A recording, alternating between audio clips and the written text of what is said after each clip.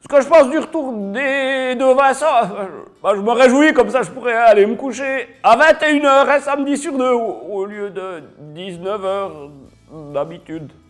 Alors ce personnage est né avec ses lunettes, en fait elles datent de 2001, donc ça fait presque 20 ans que je les ai achetées. Je me souviens que je les ai achetées pour 1 franc à l'Armée du Salut à Lausanne. Et quand on a commencé 120 secondes en 2011, quand on a constitué un peu la garde-robe des différents personnages, je me suis dit tiens ces lunettes je vais les utiliser. Et puis pour un sujet qui parlait des éoliennes, je me suis dit ben, c'est l'occasion. Je les ai mises, je me suis regardé dans la glace, je me suis dit c'est moche, qu'est-ce que je pourrais faire d'autre? Je pourrais m'aplatir les cheveux, puis quel pull? Bah, celui-là, clac, un pull qui valait aussi 1 franc. Et puis c'était un personnage qui parlait très peu au début parce que ben, j'arrivais pas à lire mon texte, vu que c'est vraiment des loupes, on voit rien avec. Donc c'était un personnage assez taiseux qui disait juste oui, non, comme ça. Et puis après on s'est dit ah il est cool, on l'a fait revenir. Et puis là, ben, j'ai commencé à être obligé d'apprendre les textes par cœur pour lui et de plus pouvoir aller chercher au cas où j'avais un blanc sur mes pugnes que j'avais à l'époque.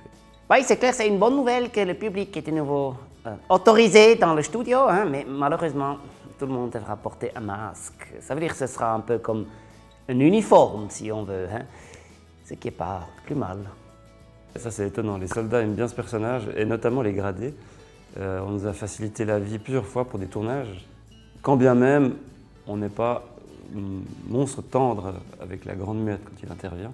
C'est un peu grâce à lui ou à cause de lui qu'on a commencé à faire des vidéos avec 120 secondes parce que on a découvert lorsque 120 secondes n'existait qu'en version radio. Je téléphonais depuis chez moi en slip souvent à 7h50 et puis on a fait une chronique sur un accident de char qui avait lieu à Bure et puis cette chronique a été récupérée, pompée sur le site de la radio, mise sur YouTube et il y a eu je sais plus de centaines de milliers de vues mais alors qu'il n'y avait rien à voir.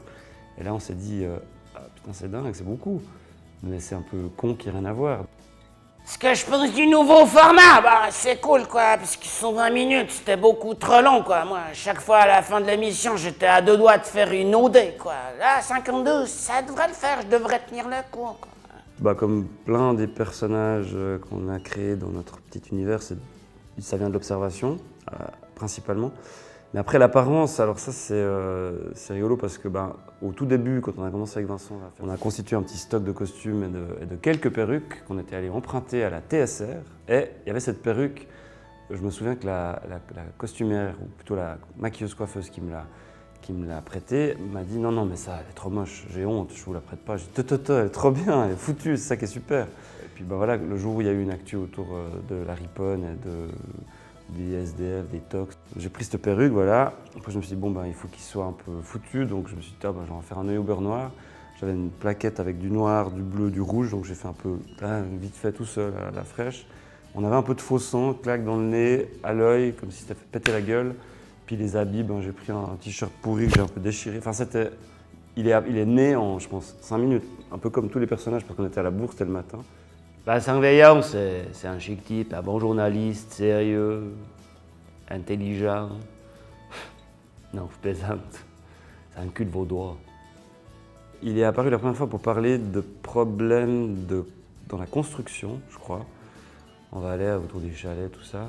Et puis donc, on avait, comme je disais tout à l'heure, pas beaucoup de matos, quelques perruques. Celle-là, je me disais, elle est trop cool, quand je la mets, j'ai envie de faire ça. Et puis je l'ai mis, j'ai fait ça, je me suis dit, bon, pour un entrepreneur, il fait aussi du métal à côté, quoi. Puis alors au niveau des costumes, on n'avait pas grand-chose non plus. Je disais, bon, c'est quelle heure? Ah, c'est la merde, bon, je vais à poil. C'est plus simple. Et après, quand j'ai un peu pris du poids, puis je m'assumais un peu moins à torse-poil, donc après il a eu une veste de chantier pendant une période. Puis après j'ai reperdu un peu de bide, donc maintenant j'ose de nouveau montrer ses nichons, parce que il n'est pas très pudique ce personnage.